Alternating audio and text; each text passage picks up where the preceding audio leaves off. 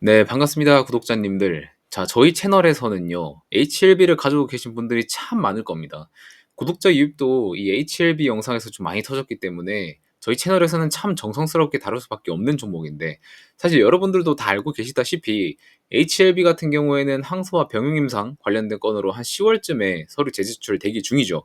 근데 미국 FDA 같은 경우에도 이 CMC 제조 공정은 문제가 없다고 답변을 준 바도 있고, 거의 뭐 90%는 승인 가능하다고 보고 있죠. 약물에 문제가 없으니까.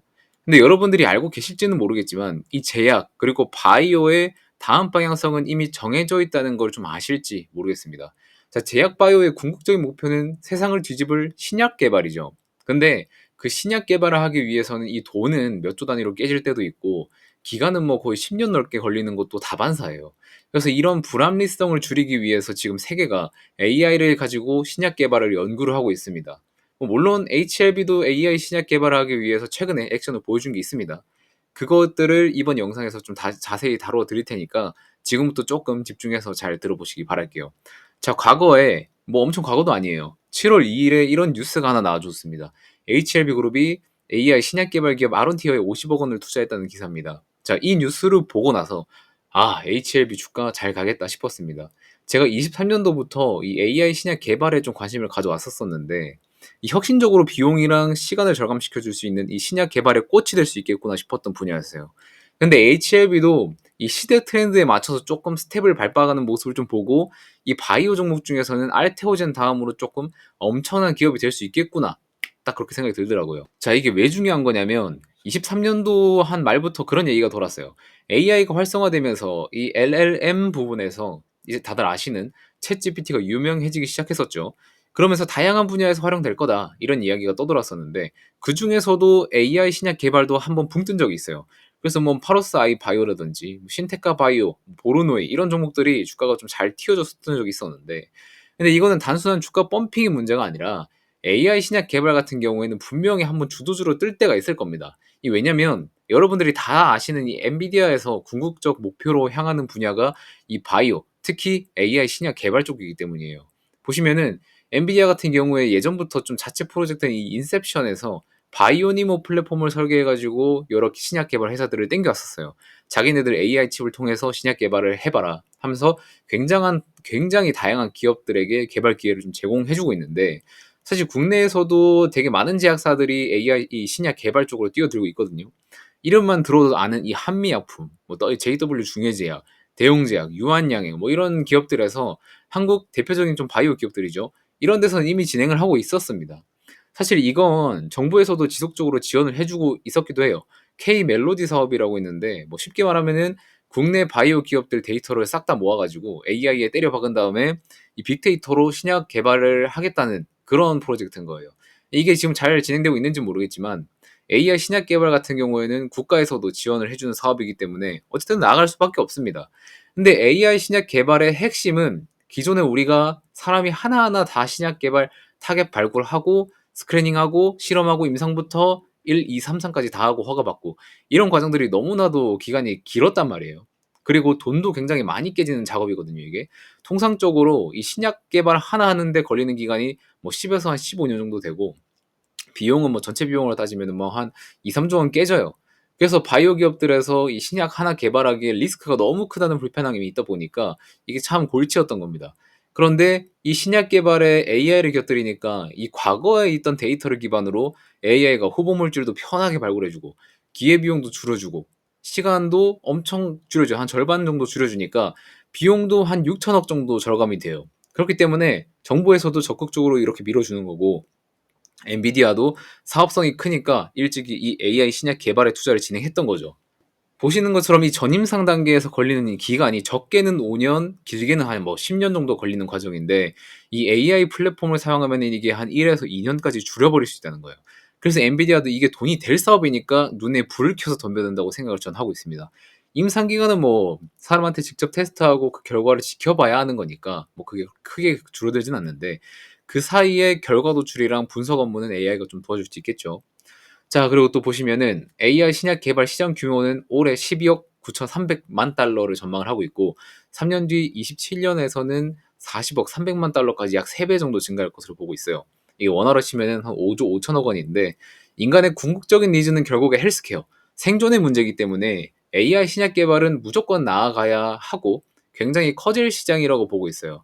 그리고 HLB도 이 시장에 참전하기 위해서 아론티어에 50억 원 투자를 진행했다. 이렇게 풀이가 됩니다.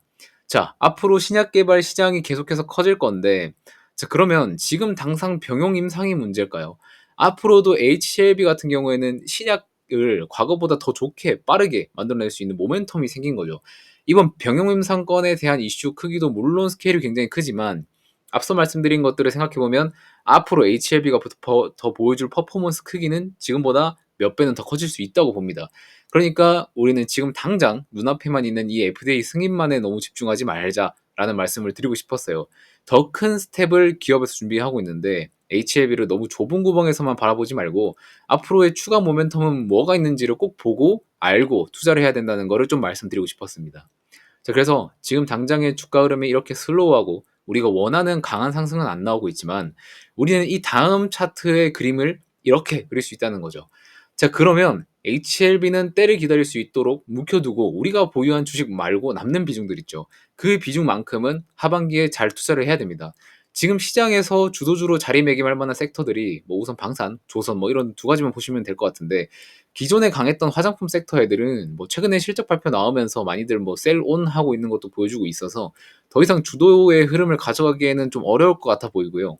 전력 쪽도 약간 애매한데 여기는 엔비디아 실적 나오고 나서 뭐 다시 봐도 되는 섹터고 음식료 같은 경우에는 어젠가 식품 대장주였던 식품 아직 대장주죠. 삼양식품 쪽으로 불닭에 대한 호재가 뭐 하나 나와줬긴 했는데 주가에 이제 반영하기는 좀 버거워 보이긴 해요. 근데 방산 같은 경우에는 이스라엘 전쟁이나 뭐 휴전 이야기가 나오고 있지만서도 일단 우리가 알고 있는 러우 전쟁도 있고 모멘텀이 아직 있지만 단순히 전쟁에 대한 모멘텀보다는 이제 국가 방위에 대한 인식이 좀 과거랑 많이 다르게 달라졌기 때문에 전쟁이 끝나도 자국 수호 목적으로 무기 구매 의뢰는 문제가 없을 거라고 좀 보고 있습니다. 그리고 매번 말씀드리고 있는 이 조선은 지금 주가가 높이 올라가준 상황에서 조금 쉬어가는 모습을 보여주고 있는데 이렇게 쉴 때 음봉이 나와주면서 쉴 때 매수를 진입하시는 겁니다. 주가가 오를 때 따라 들어가는 건 어렵지만 이렇게 쉴 때 모아가는 건 그나마 타이밍을 맞출 수 있어요. 그렇기 때문에 하반기에 이런 행보 흐름을 보이고 있으면 하루에 얼마든 뭐 하루에 비중 몇 퍼센트든 조금씩 모아가면 된다고 계속 말씀을 드리겠습니다. 여러분들이 나중에 뭐 시간 다 지나고 나서 대응 못했다고 아쉬워하시면 안 됩니다. 전 분명 지금 시점에서 말씀드리는 거고요. 이번에 저만 그렇게 느끼는 건지 모르겠는데 시장에 지금 힘이 없어요. 사실 뭐 거래대금이 말라 비틀어진 것도 좀 있긴 한데 지금까지 시장 지수 상승한 걸 보면은 하락할 때 토해낸 금액 대비해서 날이 갈수록 거래대금이 감소하고 있습니다. 그래서 지금 시장 유동성도 좀 많이 줄어들었고 상승은 나오고 있지만 뭔가 액티브하게 움직이는 그런 느낌은 아니에요. 그리고 외국계 자금들도 지금 삼성전자만 봐도 보여요. 8월 달에 지금 비중 대폭 줄이고 지금 외국계 자금이 안 들어오고 있습니다. 잘. 국내 기관 투자자랑 개인 투자들로 시장이 돌아가고 있는 중이기 때문에 이런 때일수록 평소에 매매하시던 비중에서 조금만 더 축소해서 운용을 하시면 좋을 것 같아요. 지금은 무조건 실적주 위주로만 놀라고 했습니다. 최근에 말씀드렸던 이 CS 윈드, 브랜드엑스 코퍼레이션, 성광밴드 전부 선방 중이죠. 그리고 한국콜마도 실적이 아주 잘 나와줘서 주가 반등이 강했었고요. 결국 주식은 누가 뭐래도 실적이 기반되어야 주가가 올라줄 수 있어요. 그래서 조선업 호황기라고 해서 직접 레포트에 담아서 드렸던 이 성광밴드도 결국 직전 분기 대비 100% 성과를 내면서 최근 고가를 힘차게 뚫어주는 모습이 나와줬잖아요. 이런 종목을 찾아서 여러분들이 분기 실적 전에 투자를 해서 시세 차익을 만들 수 있다. 이렇게 좀 말씀을 드리도록 할게요. 뭐 조선 같은 경우에는 앞으로 계속 갈 거니까 모니터링 하시면 될 것 같고 단기간으로 실적주를 좀 보셔야 되는데 아마 대부분 직장인 인분들이 많으실 거예요. 그래서 기업 실적이 어떻게 나올까 계산이라던가 정보를 찾아본다던가 그게 현실적으로 어려울 겁니다. 퇴근하고 와서 뭐 야근까지 하고 오면은 피곤해서 찾기가 얼마나 힘듭니까? 저도 다 알기 때문에 보통 의지가 높은 사람들이 아니면 솔직히 힘든 작업이에요. 그래서 하반기 뭐 지금 당장 2분기 실적뿐만 아니라 3분기, 뭐 4분기 등등의 실적이 꾸준히 우상향하는 종목에 대한 내용들을 좀 받아보고 싶은 분들이 있으면 아래 번호로 연락을 주시면은 제가 좀 싹 회신 드리도록 할게요. 하반기에 HLB 말고 또 어떤 거를 담아보면 좋을지 고민되는 분들은 연락해서 한번 받아보시고 결정을 한번 해보세요.